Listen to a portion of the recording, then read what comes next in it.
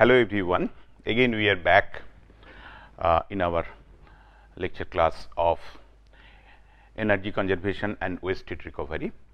If you recall, we were discussing thermodynamic principles which are very essential for the design of waste heat recovery system, and particularly we have completed the discussion on first law. We have introduced second law of thermodynamics and also defined the property which is of unique importance, entropy.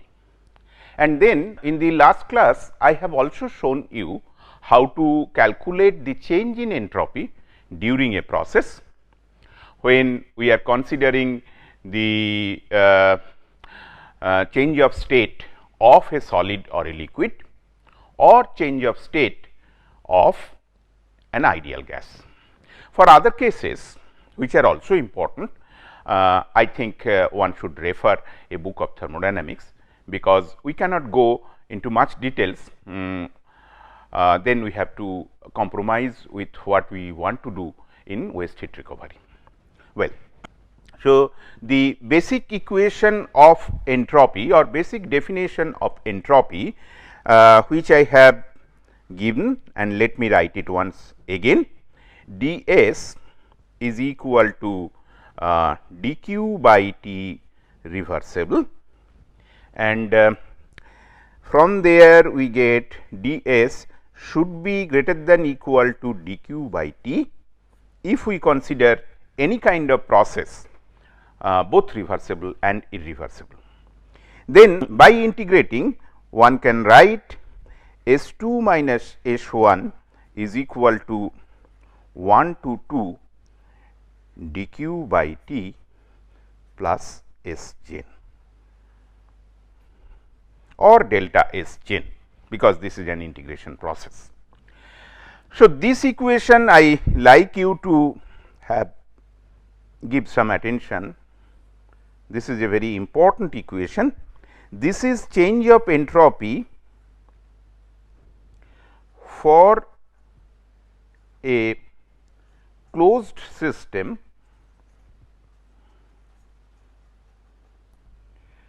during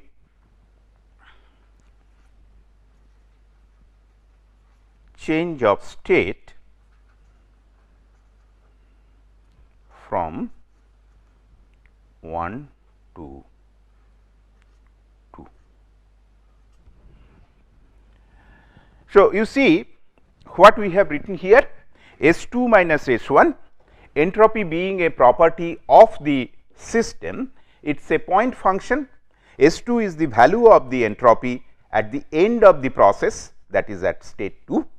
S1 is the value of the entropy at the beginning of the process, and then this change is given by the integration of dq by t from 1 to 2.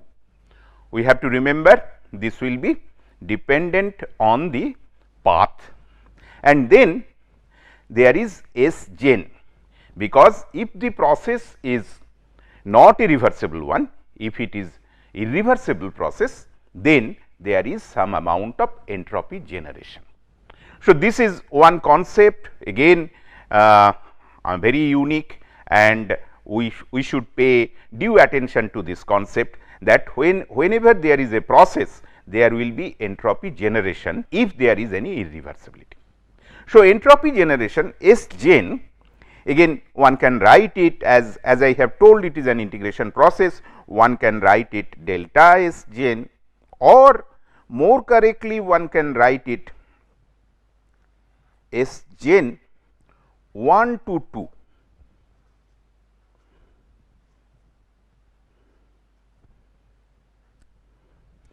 During process 1 to 2, whatever generation of entropy is there, that is your S gen, and from this one can easily appreciate, because this concept is familiar to us, this is a path function, it depends on the path. From 1 to 2, if the process has taken a path fully reversible, then S gen will be 0. If it has taken some sort of a path where there is irreversibility is there, we will get a specific value of Sgen. If it has selected another path with different kind of irreversibility, then we will get another value of Sgen. So, this is a very important equation, and this equation is called entropy balance equation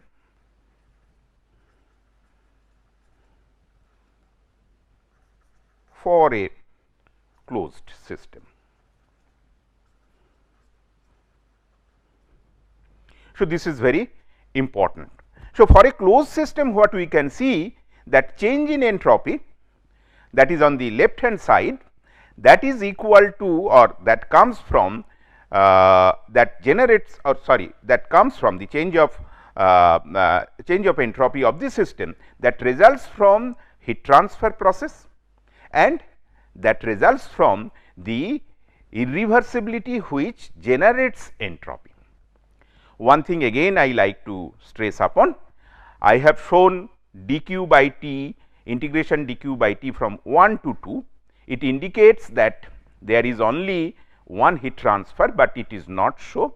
There could be heat transfer from different parts of the system at different temperature. So, when we will proceed, it will be clear to us. With this, let us go to some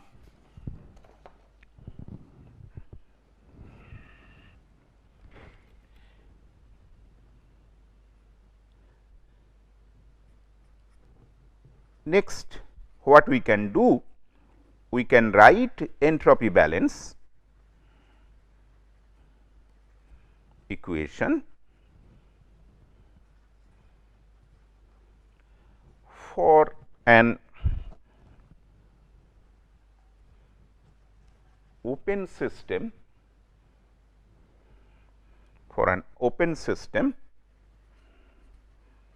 or control volume.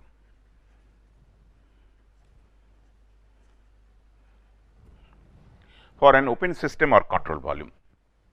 So, how should we do it?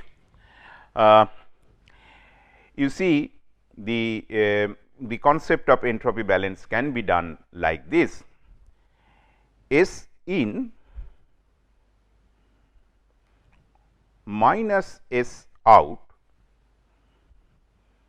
plus S gen, that is equal to delta S of the system. Let us say during a process, during a time, let us say it is open system or control volume. So, we can understand it during a particular time. So, during that particular time, S n amount of entropy has entered the control volume, S out amount of entropy has gone out of the control volume, S gen, that is the amount of entropy generated within the control volume. So, summation of all these, that will give the accumulation of entropy within the system or change of entropy for the system during this period. So, in terms of time, if I divide it, divide both the sides by some delta t, where delta t denotes the duration.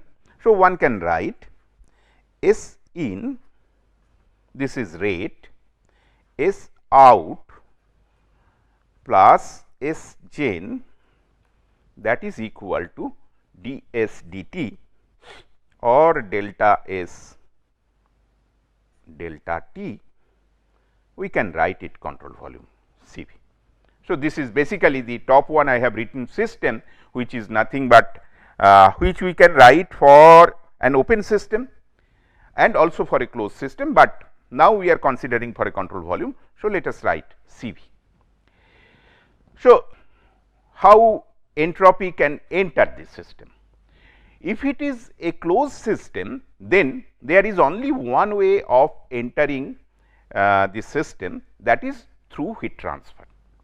But if it is an open system, then there could be heat transfer and also through mass entropy can come in. So, for S in, what we can write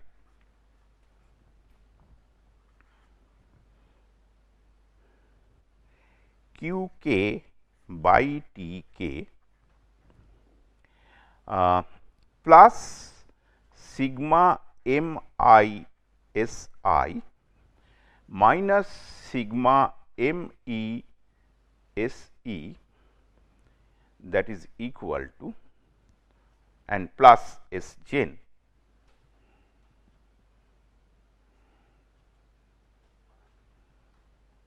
This should be capital S gen, that is equal to S 2 minus S 1 of control volume. Let me explain what I have written. Q k by T k. To understand this thing, let us think of a control volume like this.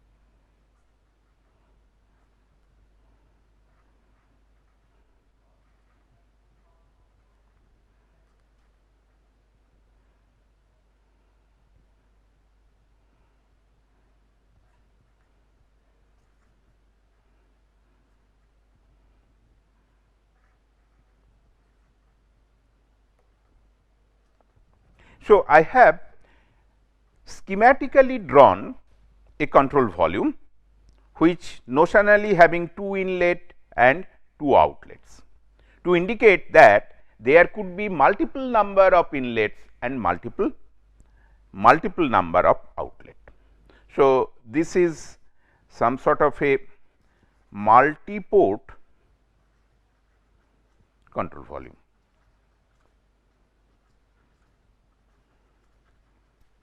There are many examples in industry, and there are many examples from the domain of waste heat recovery. Let us say we are considering some sort of heat exchanger. So, heat exchanger will have 2 inlets and 2 outlets. Okay. So, this is a multi-port control volume. Mass is entering at through different entry ports, mass is leaving through different exit port, and there is heat transfer at different points. So, here heat transfer is at a temperature T 1. So, this is Q 1, here heat transfer is at a temperature T 2, and the amount of heat transfer is Q 2, and here general some sort of a general mode of heat transfer has been shown, temperature is T I and heat transfer is Q I. So, summing all these things, all the heat transfer Q k by T k, that I will get what is the entropy transfer due to heat transfer. For a certain duration, again for certain duration, if Q k is the heat transfer for a temperature T k, then Q k by T k is the entropy exchange between the control volume and the surrounding, and the direction of exchange that will be decided by the direction of heat transfer. So, this is one part of input. Another part of input, there are number of input port. Through the input port, mass is entering. Entropy is an extensive property, it is associated with mass. So, entropy is also entering. So, MISI, if that is the total amount of Mi is the total amount of mass entering through a particular port, Si is the specific entropy of the mass entering through that port. So, MISI will give me the entropy that is entering into the control volume through that port. Summation will give through all the port how much entropy has entered. Similarly, we can get MEAC. S gen is the amount of entropy generated during this period. S 2 is the S 2 I have written capital. So, it is taking care of the mass also. So, S 2 is the total amount of entropy at the end of our duration, and S 1 is the entropy at the beginning. So, this is what I can write, and dividing by time I can get some sort of rate equation, and the rate equation what I can have is this sigma q dot k T k plus sigma m dot I S I minus sigma m dot E S E plus S gen, this is also rate, that is equal to d s dt control volume. Okay. So, this is our entropy balance equation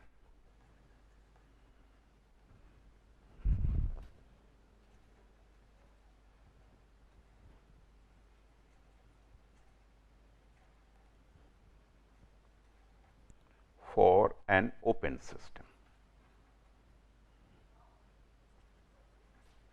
Very useful in engineering practice and also for waste heat recovery. Here, let me point out a few things. I like to bring the diagram of the multiport control volume, which I have drawn sometimes back. So, here you see these are basically inlet mass flow rate, these are outlet mass flow rate, these are different heat interaction, this is work interaction. In our entropy balance equation, all the things which I have drawn, that has been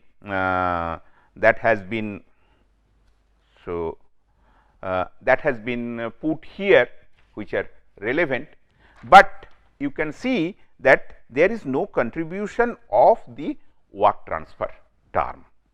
So, this is important, this you have to also keep in mind, that due to transfer of work, there is no change on the entropy. Okay. Its implication we will understand later on. Another point I like to stress upon, that is the entropy generation. So, entropy generation, as I have discussed earlier, that it is related to the irreversibility of the process. So, if we can calculate entropy generation, so we should have some idea regarding the reversibility. During the process, we incur the reversibility, that we will be able to calculate with the help of S dot gen term. And then this is one way of knowing how good is the process, how good is the transfer process. For an equipment, if we do this, we can have some idea regarding the design of the equipment, either for the design of the equipment or for the design of the process. S dot gen or S gen, that is very important term, and there are ways of calculating it. Even for waste heat recovery, if we want to analyze a system, this term is very useful. Let us take up a problem, and with the problem let us try to understand how we can utilize S gen, the concept of S gen, and know whether a typical process for waste heat recovery is good or not so good. Let us take an example. Let us say we have got a typical process.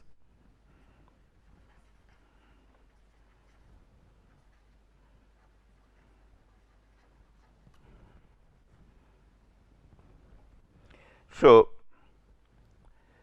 of manufacturing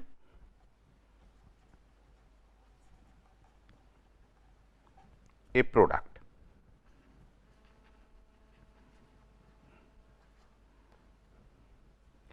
So, a typical process of manufacturing a product has a number of sub processes. So, let us say the process 1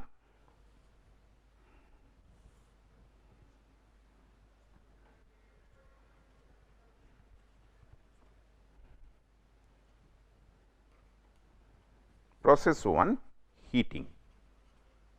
So, we have to heat an object, okay. And then process 2, after heating, let us say we will have some sort of a goal, that means we can achieve some material property. Heating could be a part of the manufacturing process, but after that process is over, process 2, this is cooling, and once this is cooled, so it goes to process 3,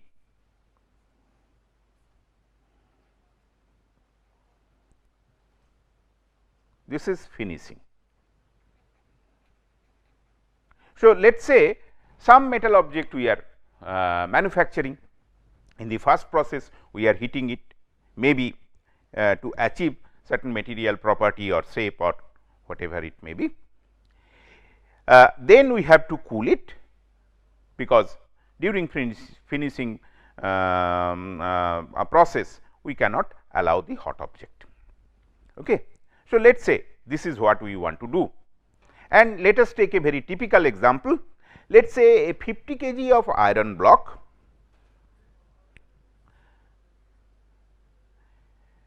product, let us say the product, what is the product? This is 50 kg of iron block,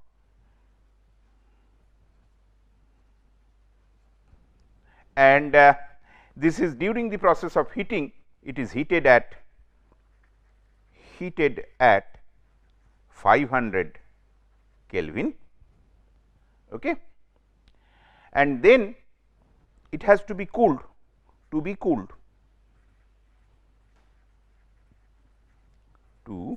285 Kelvin.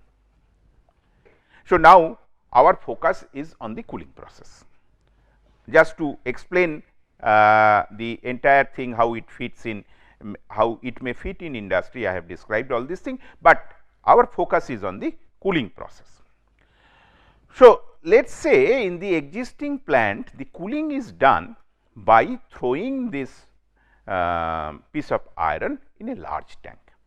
That is how the cooling is done, and then the tank is so large that we can assume that the tank is filled up with water, and the tank temperature does not change while the iron gets cooled, but the tank temperature does not change. Now, what we have to determine here, that what is the change of entropy of the iron block, what is the change of entropy of the water in the tank, and what is entropy generation. So, this is what we have to find out. So, let us do delta S iron, change of entropy of iron, change of entropy of water. We have to know it, and entropy generation.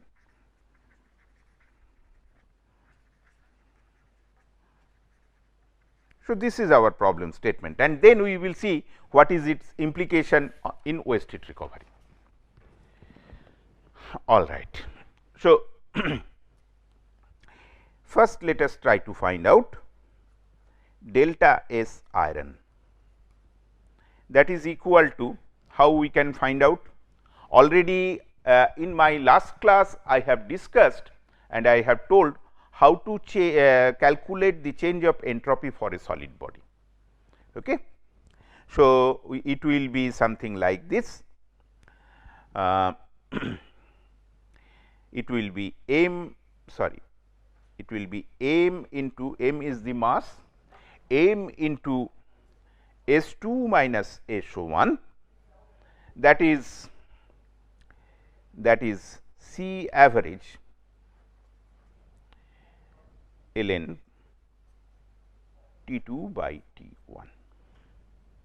And C average for iron, C average for iron is 0.45 kilojoule per kg Kelvin.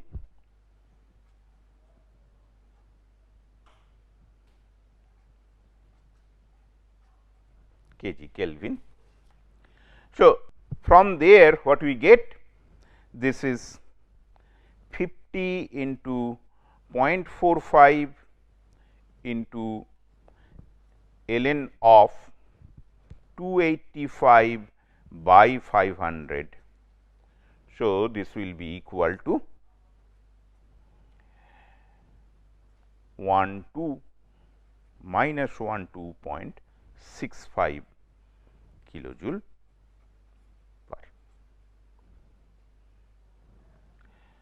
per. This will be kilojoule, sorry, it will be not kilojoule per kg, it will be in kilojoule.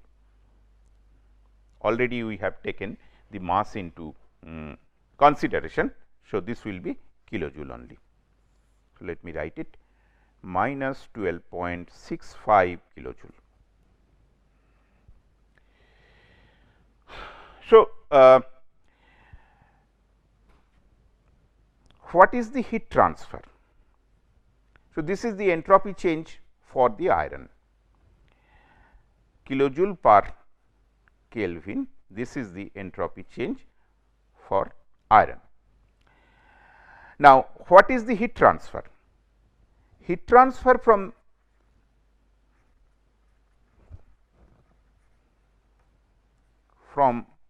the block.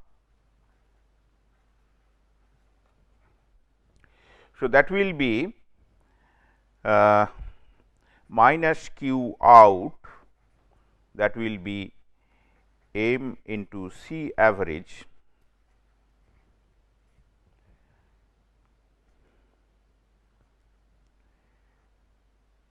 T1 minus T2, and putting all these thing you will get 4838 kilojoule.